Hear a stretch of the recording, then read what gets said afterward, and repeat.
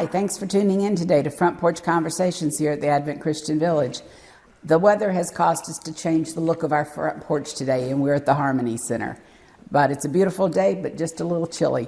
But I'd like to welcome and introduce you to Doug Clement, our guest this morning. Thank you, Doug, for joining us. I'm happy to be here. Doug, I know a couple of things about you, and would you go more on those? You have a twin brother, and he's a member of the village also, and you grew up in Suwannee County. Yes. All right, tell us a little more.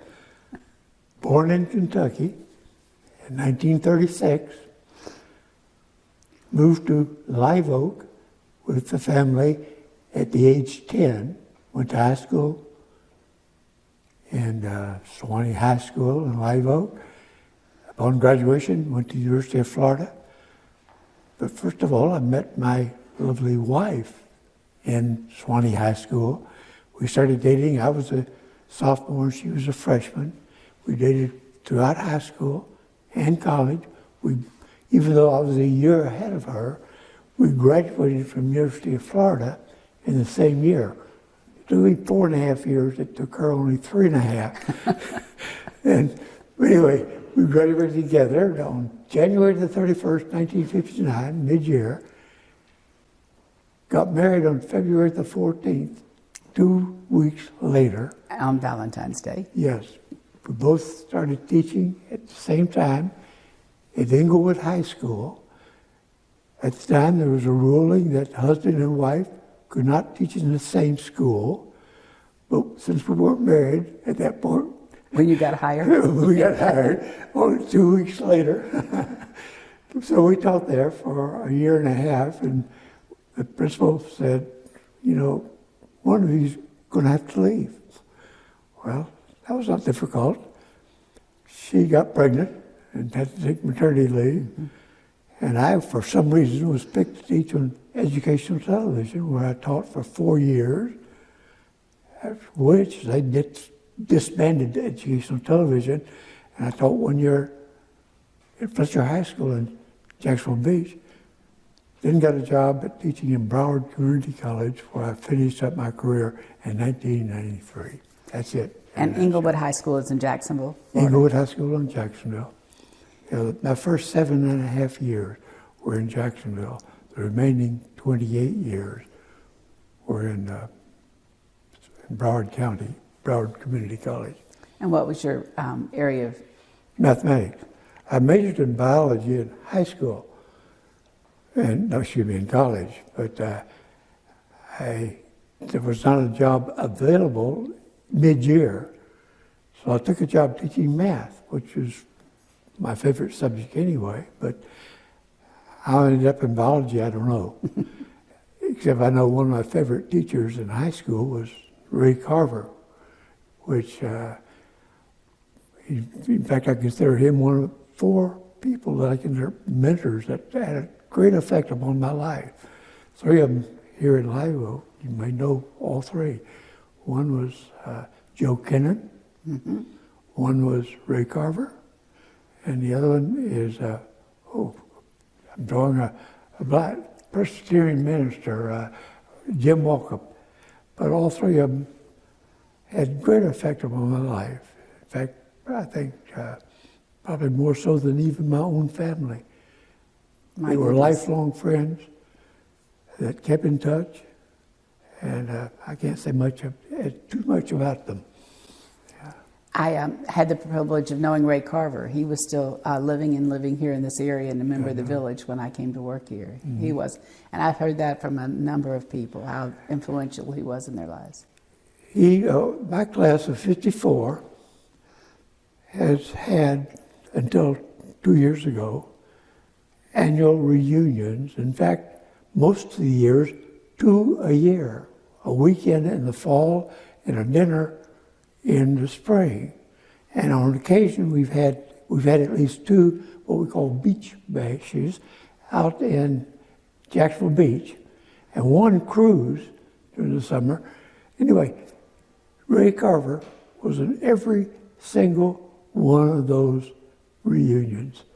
That's how much he felt we could say about our class, but I'm sure he felt the same about others. I bet he'd spend his lifetime going to reunions, but he was he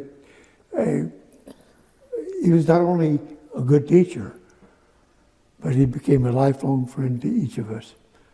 And as a matter of fact, it may be the reason I took 30 hours of biology in college and got my major there.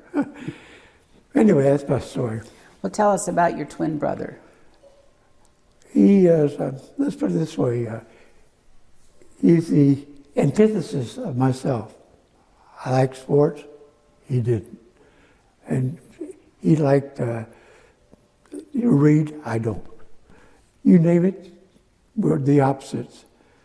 But that made it nice because we shared very well things that each of us liked. Both of us like to do what others like to do. In other words, if you ask me, what would you like to do? I will say, well, whatever you want, because that's our nature. Our mother was like that. My wife was like that, as a matter of fact. My sister's like that. In fact, when we take her out to dinner, we say, we're celebrating your birthday. Where do you want to go? Anywhere, just take us. But the whole family is like that. Anyway. Doug, have you had military service? I spent a short time in the military. I was in college back in the 50s, and they came up with where the draft was still available and active, and people were being asked to serve in inopportune times, and I wanted to finish college, so they passed a bill that allowed people to go into the service for 6 months for active duty, which includes your boot camp, basic training, and MOS training. Mine was wire communication. I took advantage of that 6 months and 7.5 years of reserve, and that satisfied my active duty requirements, saved me from being drafted, so I was able to finish college. But that caused me to be a half a year late in graduating, and since my wife was a year younger than me, came a year after I did University of Florida. She went summer schools, and she finished in 3.5, so we graduated together in 1959, January the 31st. 2 weeks later, we got married on February the 14th, Valentine's Day. And the rest is history. And it was a pleasure to get to know your wife as well. Oh, she is a doll. She epitomizes Philippians 2, starting with verse 3, where it says, do not do things out of vainglory, but consider others more than yourself. Do things for others, not for yourself.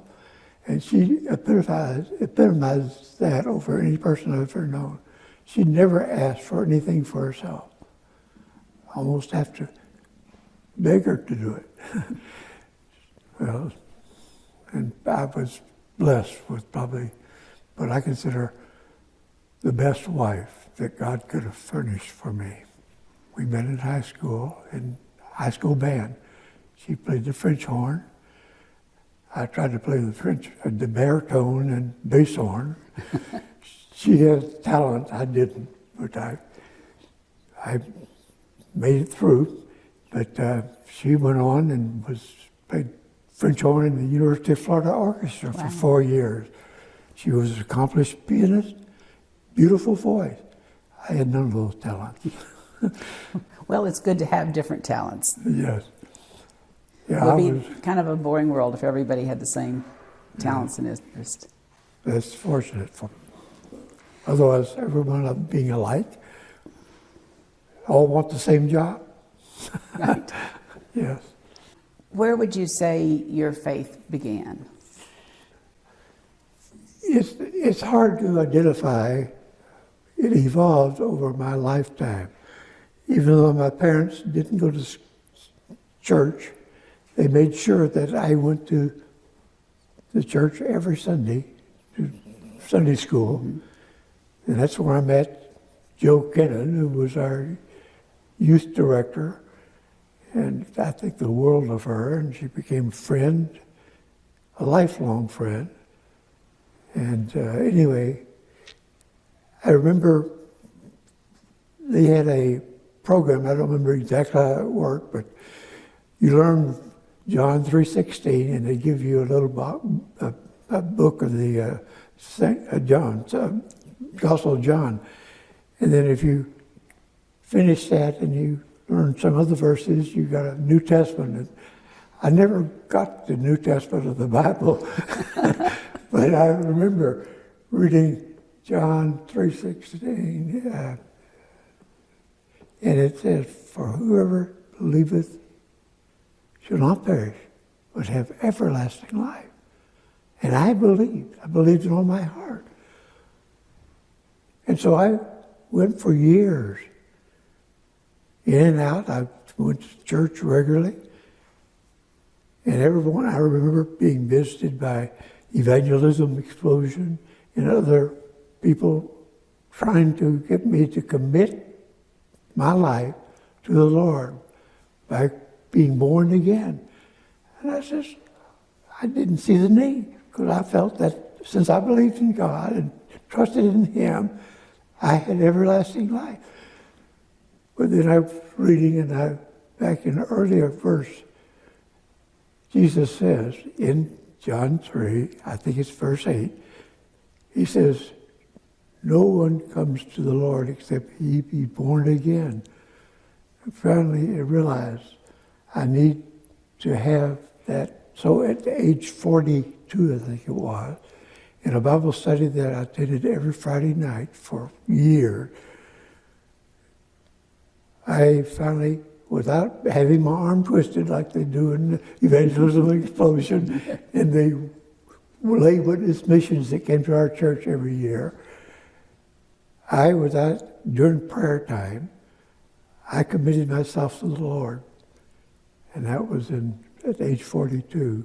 And anyway, and then, by the way, my Sunday school teacher, who was also on that, said, "Now that you've made the commitment, will you teach Sunday school for me Sunday?" And so I taught Sunday school for the first time. Wow. What are some of your accomplishments that you're proud of? Oh. 2 degrees from the University of Florida, having taught for 35 years at every level. I started out teaching at Inglewood High School in January of '59. Taught there for a year and a half, and somehow was picked to be the educational television math teacher. Wasn't even a math teacher, I was a science teacher. But I reluctantly took the job, taught it for 4 years. When they dropped educational television, then I taught 1 year for Letcher High School in Jacksonville Beach, and was scheduled to be the department head the next year. But I ended up finishing my master's that summer and got a job teaching at Broward Community College, which I taught there for the last 28 years. 1 year I was actually selected Teacher of the Year. So I have had success all the way along in my career, enjoyed every minute. Didn't plan on teaching, it just ended up being that way. God has directed me in my life without me, because I don't seek things, I accept things as they come to me. I didn't seek to teach, I taught because I was able to get a degree in education when I was floundering around looking for a major. But then I took a job because I had a degree in education. Then God got me the job teaching at education television. Then He got me the job at teaching at Broward Community College, which I didn't seek either one of those. And so God has led my life at every stage. And so I can surely, and that was even before I had made that commitment at age 42. Mm-hmm. But I had a love for him anyway, and I thought I was saved. Didn't find out until later, but anyway, that's my story. So it's my career primarily, my marriage, and my successful marriage to my loving wife, who was born with every handicap, was told that she would be lucky to live to be 18, but ended up living to be 81. How interesting is that? That's very interesting. Yeah. She had any number of surgeries before she was even in high school on her deformed right leg and foot. She was born with spina bifida. She's had every surgery you can name, including hip replacement, mastectomy, tonsillectomy, you name it. Yet during this time, her life, she was determined. She graduated from high school as a salutatorian, second in her class, graduated from the University of Florida with honors. She went on to get her master's and also a specialist in education at Nova University. So she taught then for 34 years, was head of the math department at Plantation High School. So I can't think of a more deserving person to be honored, and I just consider it an honor to even consider her as my wife. I could not have been more pleased. We were married 59 plus years. We were on our 60th year. We had dated for 7 years, so almost 67 years we spent together. And the last 3.5 years have not been the same. I have difficulty sometimes sleeping at night because my mind is racing. And so she's in my prayers all the time. And I keep saying, I'll be there. I'll be there soon. After all, I've told everyone I'm going to live to be 87, because that's the extent of anyone in my family to date. And I'm 85, so I was telling people 2 years, you can expect me to be gone. But I just had a stroke recently, and now I'm having difficulty even walking. And so I may not make it at 86, but that's okay. That's all right. You know where you're going, right? Yeah, I know exactly where I'm going. I'm rejoining my entire family. My 2 sons also passed away 8 days apart in 1996. One expected, one unexpected. But they were both in the Lord. And so we all reunited for eternity. Mm-hmm. I'm looking forward to that. I know you and your wife had a home in the mountains for a number of years. What were some of the other things that you enjoyed doing together? Well, we were season ticket holders for the Miami Dolphins for 25 years. We had the home in the mountains in Maggie Valley for 13 years, which I just sold last year. Before that, we were going to a campground in Amish country up in Pennsylvania for a number of years. We like to travel. We've been on a number of cruises.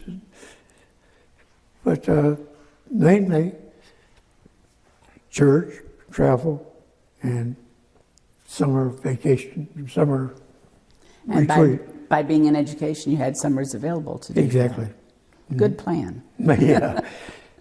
Yeah, in fact, when we retired early. She was 55, I was 57. She retired a year before me. That's ironic. I was a year ahead of her. She graduated with me, and she retired 1 year earlier. That shows you about the difference between myself and her. But anyway, the summers in North Carolina was probably our most favorite time because there's so much to do and see in a circle about Maggie Valley, North Carolina. There's just not any, there's things that we didn't do that we'd like to have done. But there were people here from the village that were friends of ours up there. Ron and Aggie Green, for example, Best Luck, were people there that we met with them quite often. So it was just a fun time in our life. Traveling is always something that, she didn't really like to travel, she liked to be places. But I like to explore. And she says, can't we just get where we're going? Yeah, but anyway, but we made it through 67 years. What brought you back to Suwannee County? Well, my two sons, unexpectedly, well, one expected, died in 1996. And we decided we could no longer stay in that home. And we moved to a retirement community in Frostproof that we purchased a double wide in a place called Shepherd Retirement Community. And we were used as a stopover when we were coming up to Live Oak to visit my wife's mother, who's in a nursing home in Suwannee Healthcare. Well, when my two sons died in January of '96, 8 days apart, it was just too much to be in that home. So we put the house up for sale and we moved to our second home in Frostproof. Well, we were there until 2004, and 3 hurricanes crisscrossed over my house, taking the roof off and destroyed my home. So that was in 2004. I was the chairman of the board there, and I was responsible for trying to help them recover from that. So I rented the house there for 1 year and started looking for places, thinking this might be the last place I look at. So we looked at dozens of retirement communities. Finally ended up here. Why? Again, I think God just led us here, and we've enjoyed every moment of it. And you live in Riverwoods. But the reason we got here is because that home was destroyed. We might still be living there had not been that case. So God sent a hurricane, and I'm here. God had a plan. Exactly. And my house was the only one destroyed in that community. Oh my goodness. And did your brother move here about the same time? He came about 6 months earlier. He was also living in the same retirement community. He had a little rip in one screen door. I had my roof taken off. So anyway, we both came up here about the same time. He was maybe 6 months ahead of me. He signed a contract to build a house in Riverwood. And a few months later, I signed one also. And I moved in my house. He moved in his the fall of 2006, and I moved in February of 2007. No, I think I got that back. Right, anyway, maybe off a year. With all your work that you've done in education, what recommendation would you give a young person today? On what level to teach at? No, life. On life? I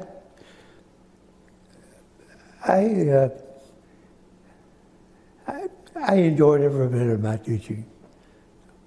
My wife had some difficulties towards the end because she taught in high school, and the teaching in high school became quite difficult. And she is a very meek person, and so she had some difficulty. But if you have the personality, then any level is recommended if you enjoy teaching. I particularly like teaching at the community college because you have all the advantages and none of the disadvantage of either teaching in high school or the lower grades, K through 12, or in college. In college, you have publish or perish. In K through 12, you have problems. You have, first of all, record keeping is far more.